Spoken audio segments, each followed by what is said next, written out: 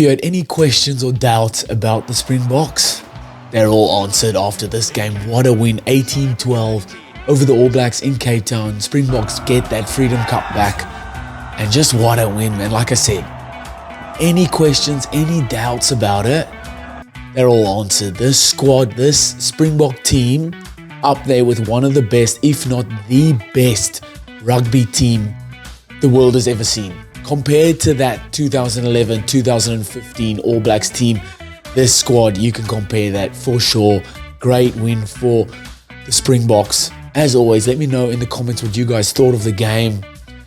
A lot of controversial calls, couple yellow cards. What did you think of the game? Let me know in the comments. Hit that subscribe while you're there. Let's get into it. We'll stay on the Springboks first. I thought in that first few phases, they didn't have much of the ball, but that defense, that physical in-your-face stuff, that set the tone early on for the whole game, how it was going to be on defense for the Springboks, just rushing up in that line, all together connected and making strong tackles, just big in-your-face stuff. And we know, that's what we know about the Springboks. It's always going to be that physical in-your-face kind of stuff. And it was like that from the start. Springboks monstered the All Blacks scrum. The first few scrums, I thought the All Blacks did bring it back a bit. But those first few scrums got absolutely poleaxed by the Springboks. I said the scrums were good for the Springboks, but the line out. So this, I said in the preview, the set piece is going to be a big part of this game, winning or losing it. And the Springboks scrum was really good, but the line outs were a bit questionable. There's a few overthrows, a few All Blacks locks getting involved and disrupting the ball there. And that's credit to All Blacks because they really did well to disrupt Springboks line out. I think they've also noticed that Springboks throw a lot of their attacking shape off the line out. So if you can disrupt that, it disrupts their momentum. And then I thought scrambled defense for the Springboks are really good. So they're good at getting up off the line and smashing you like that, but they're also good at turning and burning and making those cross-cover tackles, scrambling for each other, second efforts, getting up off the deck, making another effort. They did that really, really well. Jasper Wisse's yellow card, again, like in the first test versus the All Blacks where Fassi got a yellow card, it's like the first 10, 15 minutes, you're handing out yellow cards already. There's no warning. So this was a tackle off the ball, early tackle. Yes, it was a line break, but there was that many Springbok players around. There was no ways they were going to score the try off that line break. And to just give the yellow, I thought the ref was a bit happy with the yellow cards. For me, it's just how early on in the game you can just turn to a yellow card. Like that's a bit, and then that sets the precedent for the rest of the game. Because you've given a yellow card early. Now, every time kind of something happens, you have to keep giving yellow cards. And that's it. When there was 4 yellow cards in the game, that's like, man, back in the day, there used to be no cards at all. Something I noticed to the Springboks attack that they've brought in is, yes, off the line out, there's the line out variation where they come straight down the blind side. But off third or fourth phase, I think what they've noticed is that All Blacks aren't coming up in defense on both sides of the ruck. So Springboks will be going one way, and then second or third phase, Grant Williams will pick it up behind the ruck, going right, but then throw back, and then Andre Pollard comes around the other way. Because, like I said, what they've noticed is probably All Blacks are coming up off the line on one side of the ruck, but then hanging back on the other side. So they're making a lot of meters that way, kind of. I think just a little bit more execution needed in those little plays. What a big thing that I saw and noticed, right, was how things have changed in how they're approaching, how the Springboks and All Blacks are now approaching decisions around penalties. So All Blacks didn't score any tries, okay? D-Mac just kicked penalties. So they scored 12, so he kicked 4 penalties. He missed 3, but he kicked 4 penalties. And that's every opportunity the All Blacks got to either kick a goal or kick to the touch, they went for goal. I remember and it was only a couple years ago, All Black fans or All Black pundits, All Black everything, coaches, everything, were spitting fire at Springboks for just kicking a goal all the time. And how the tides have changed a little bit. All Blacks, every time they got the opportunity to kick a goal, they went for goal. On the other hand, Springboks, there was 5 times kickable penalties and Springboks went to the line out. 4 of those times, they missed out on points. The 5th time, Khaleesi ended up scoring. And after that, then Malcolm Marx ended up scoring. It just shows and I just want to make notice of that because there's so many people, fans, pundits, like I say, coaches even, that used to give the Springboks a ton of hate for their just kicking at goal, their one-dimensional style of play. Just making note of that, all right? Give the Springboks their credit or their dues. They're playing a very different style of rugby. Yes, they did go to penalty goal at some stages, but in those early instances, they were going for touchline. They wanted to score points, and it just shows how things are changing, the game is evolving, or these guys, their outlook on how they want to play is evolving there.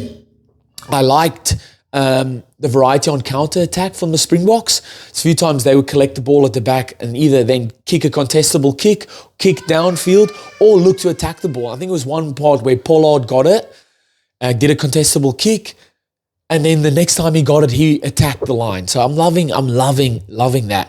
One thing the Springboks did get caught out a bit on was how slow they were at reacting to clean-outs. All Black, and that's credit to All Blacks. They were in over that ball a number of times. Tupuvai, Artie Savia, Sam Cane, really being pests at ruck time, and Springboks were just very slow to react like that and finding their players isolated, and All Blacks were attacking those rucks.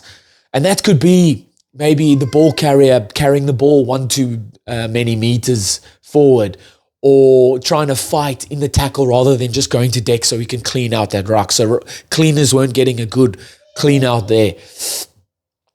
And man, Khaleesi's try, like I said, there was 5 kickable penalties that they just kept going to touch, just kept going at it. And those were easy kickable penalties. And on the 5th one, Khaleesi ended up scoring. And that's just wave after wave after wave. That's Jeffreys Bay on a good day. Wave after wave of Springbok forwards coming around. You can't tackle every Bok. You can't catch every wave of J-Bay. You're going to get smashed. And Khaleesi crashes over. And that's going for line-outs, going for the tries finally paid off. And then Springboks just do what they do at the back end there. Just, again, sustained pressure. You can't keep that down. You can't hold on to it. You can't. It doesn't matter how many defenders you have. That Springbok pack is just going to come at you. And Malcolm Marx crashed over in the corner. And again, that's going to touch instead of going for the goal kick. Small margin, small opportunities, cashing in on those opportunities. I thought Siya Kolisi was unreal. Talk about a captain's knock. So strong with ball in hand. Strong carries as well. Very, very inspirational from Siya Kolisi, our captain. Jumping over to the All Blacks. Oh man, they lose the Freedom Cup.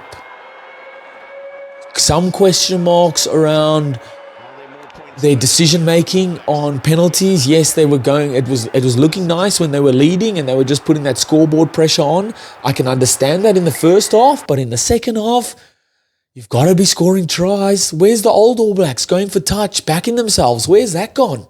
I thought their lineouts were fantastic. You can back your lineout. They were disrupting the Springboks ball. You were getting your own ball on lineout.